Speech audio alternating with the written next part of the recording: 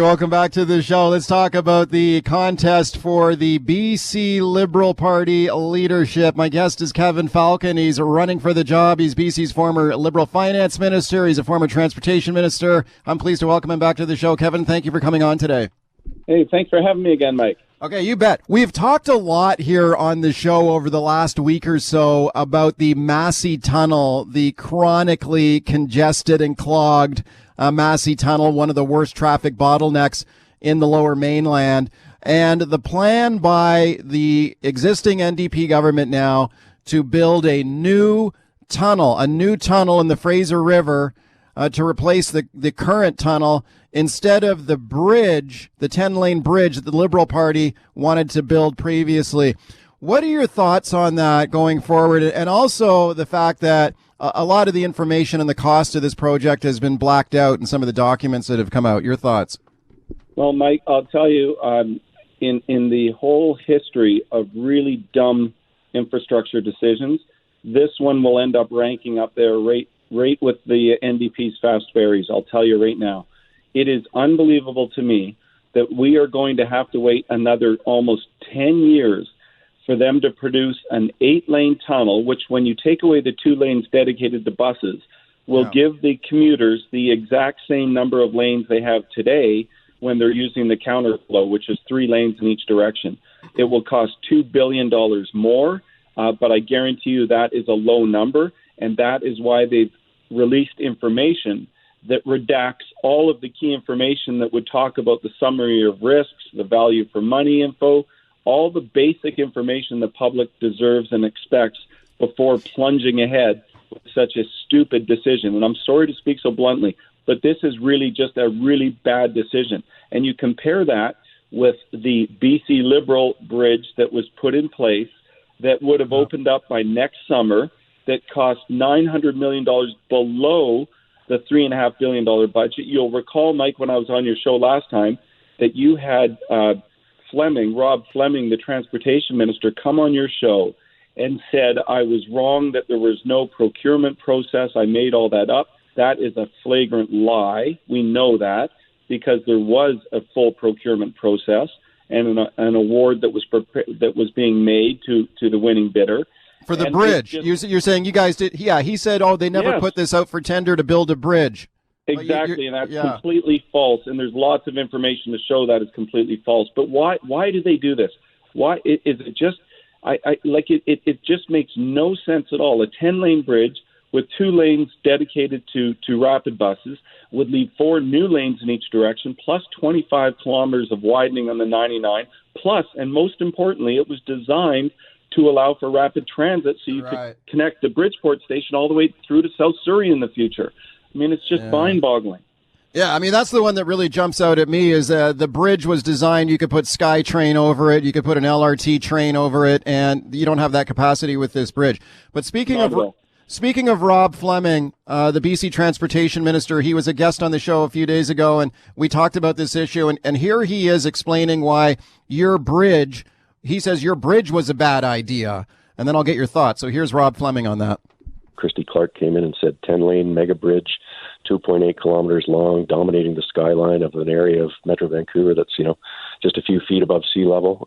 That would be the only horizon and vista you'd see for miles, and it would dump traffic onto create more congestion, dump traffic just down the road a little ways. And we said, look, we hear you, mayors and Metro Vancouver elected representatives. We created a task force. The task force led to the creation of the business case review that we released this week. We made an announcement in August. We had the chiefs of the Musqueam and Tsawwassen with us. So we've worked really hard as a government to create a consensus about the type of project we want. Okay, so basically he was saying your bridge was going to be an eyesore that all the local mayors didn't like, and that's why they canceled it. Your thoughts?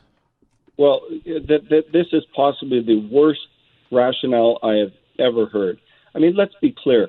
He needs to get off Vancouver Island and come over and actually talk to people that drive through that tunnel every day.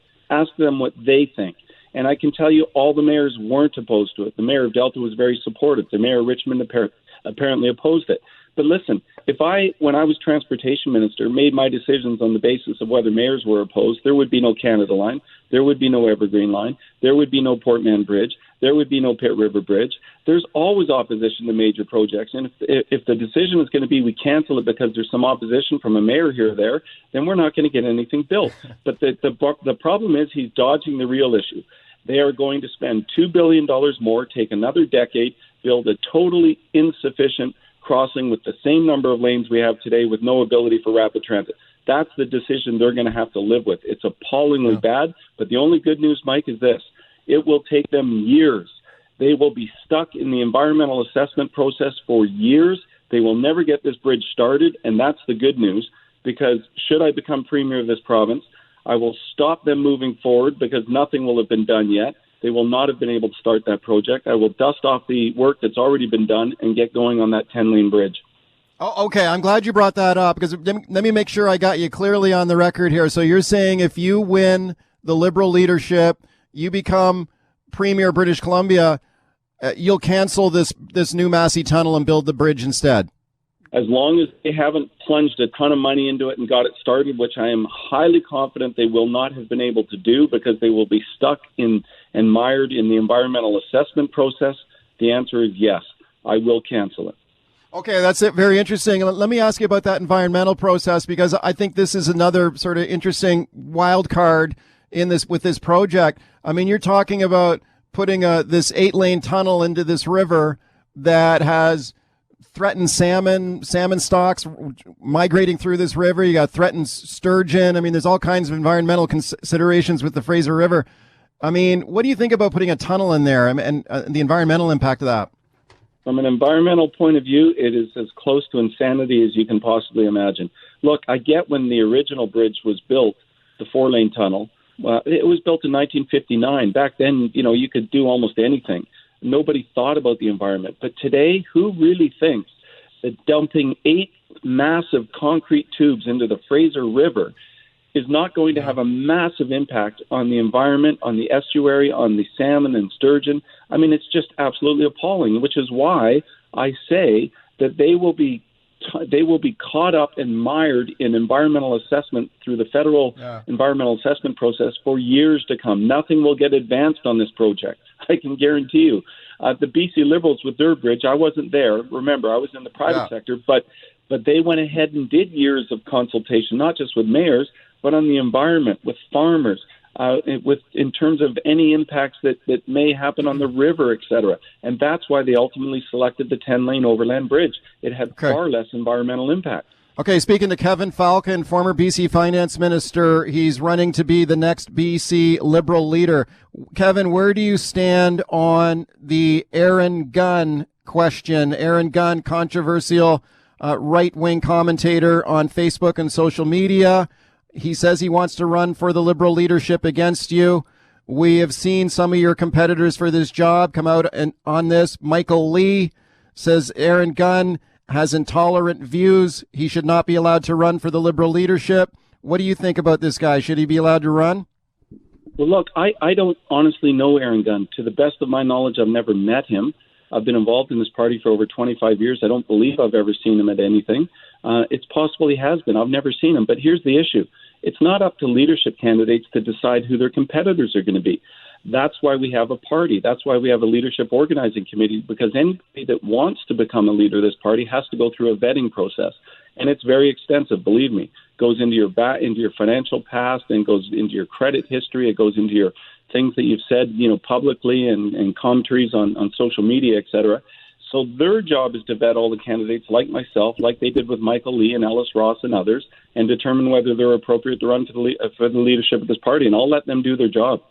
Okay, well, Michael Lee, I'm taking a look at Michael Lee's tweet the other day about this. He says the BC Liberal Party has a responsibility to not give a platform to intolerant views like those shared by Aaron Gunn. And, he has criticized gender identity training at UBC's med school, for example. He's come out against vaccine passports. Let me play a clip here for you from him, Kevin, get your thoughts. Aaron Gunn, he says he wants to be the Liberal leader on vaccine passports. Let's have a listen here.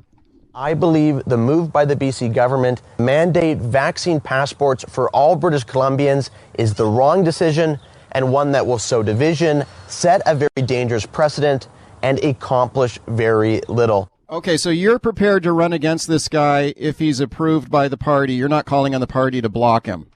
Correct? No, I not at all. I don't talk to the party about blocking or approving anybody. That's their decision. I'm running to be leader of this party. I'll run against anyone else that the party approves and puts into this party, but I'm not going to speculate on people that say they're running and want to run, et cetera, until they become a vetted candidate. There's just absolutely no point. I don't know I don't know Aaron Gunn at all. Okay, well, we'll see where it goes from here. His leadership bid has still not been approved by the party. I just checked on that this morning. Kevin Falcon, thank you for your time today. Mike, I wish I could have had a few minutes to go on about the freedom of information and the fact that the NDP are really trying to shut down. Well, really quickly, what are your thoughts on that? Well, I tell you, I'm really appalled by this. There is the lack of transparency and cover-up in this government is becoming a theme. I think it's why it's breeded a lot of distrust with respect to health rules and issues around COVID. Just last week, there was another redacted report that covered up the reasons for COVID outbreaks in hospitals. Now they're talking about charging a fee just so that journalists and individuals can get information about what their own government is up to. I noted that the Premier's office has excluded the Premier's office from covering. This is really bad stuff, and it's totally unacceptable. And I'll tell you right now, they should be held accountable for trying to hide the information from the public. It's not right. Kevin, thanks for coming on. Thanks very much, Mike.